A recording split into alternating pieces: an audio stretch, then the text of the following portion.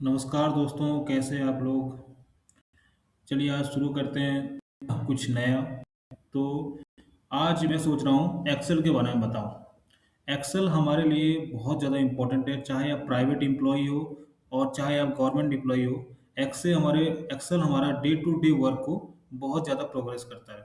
तो चलते हैं कुछ-कुछ एक्सेल के बारे में सीखते हैं। आज से हम लोग एक्सेल के बारे में ज़्यादा नहीं, सिर्फ़ 1-2 फीचर्स के बारे में रोज़-रोज़ सीखेंगे, ठीक है?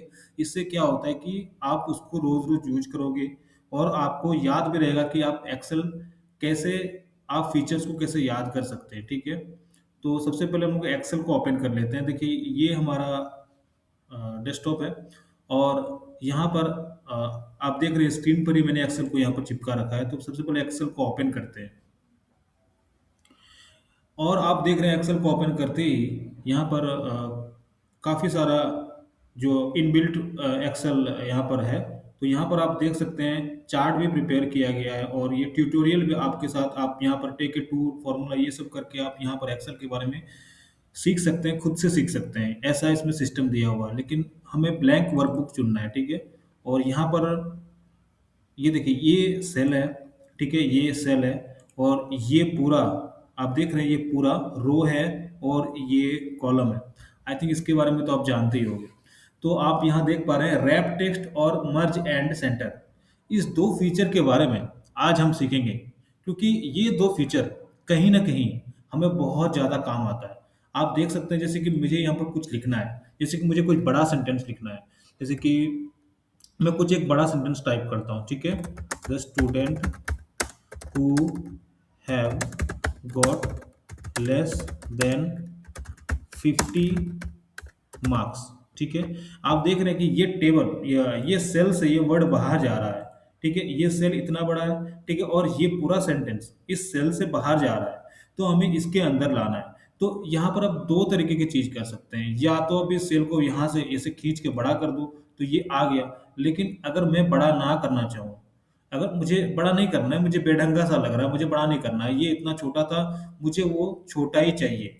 छोटा ही चाहिए बट इन द सेंस मुझे इसके अंदर ये सारा सेंटेंस भी चाहिए। तो इसके लिए ये रैप टेक्स्ट बहुत ज़्यादा इम्पोर्टेंट हो जाता है और जैसे हमने रैप टेक्स्ट पे क्लिक किया, तो ये पूरा का पूरा सेंटेंस इस सेल के अंदर आ गया। चाहे बशर्ते वो सेल कितना ही छोटा क्यों ना हो, वो इस सेल के अंदर वो सिमट के पूरा आ जाएगा।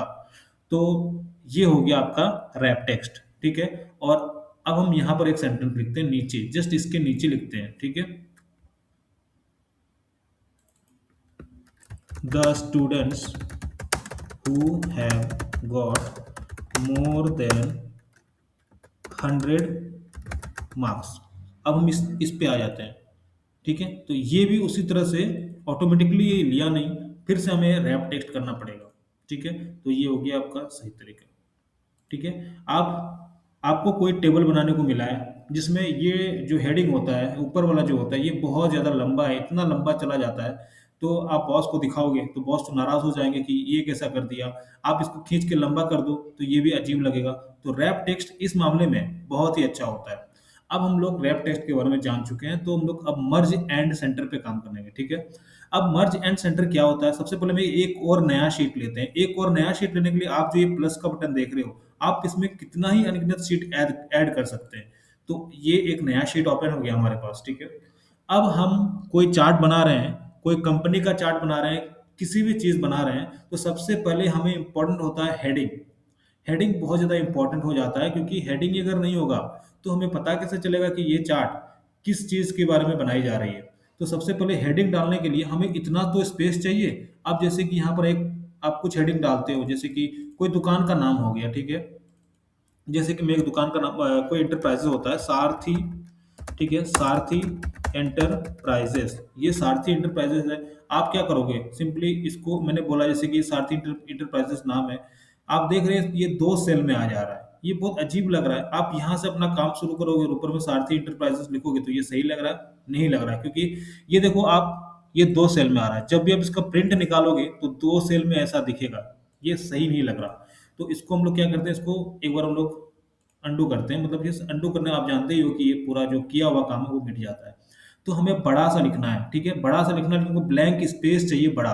तो अगर ब्लैंक स्पेस चाहिए बड़ा तो आप एक काम कर सकते हैं, यहाँ से पूरा आप इधर सेलेक्ट कर सकते हैं, ठीक है, इतना बड़ा स्पेस काफ़ी है हेडिंग के लिए।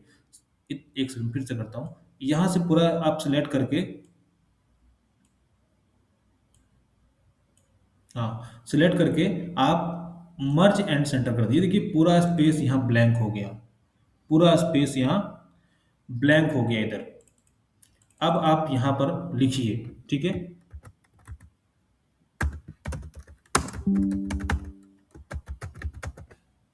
ठीक है, ये मैंने लिख दिया सारथी इंटरप्राइजेज। उसको सिलेक्ट करके हम लोग बड़ा कर लेते हैं, ठीक है। बड़ा करने से क्या होता है ना, वो ज़्यादा अच्छा दिखता है, ज़्यादा वो बोल्ड बड़ा हो जाएगा तो ज़्यादा ही अच्छा लगेगा।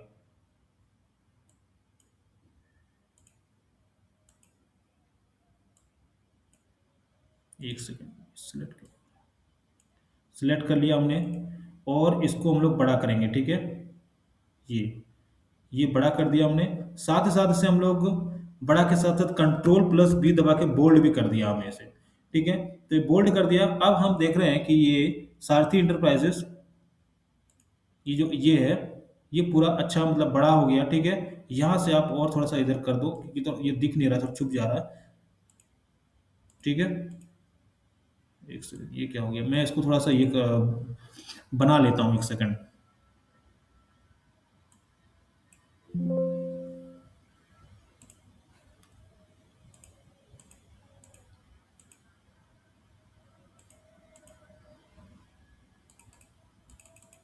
कोई नहीं, हम फिर से लिखते हैं, ठीक है, एक बार फिर से लिखते हैं।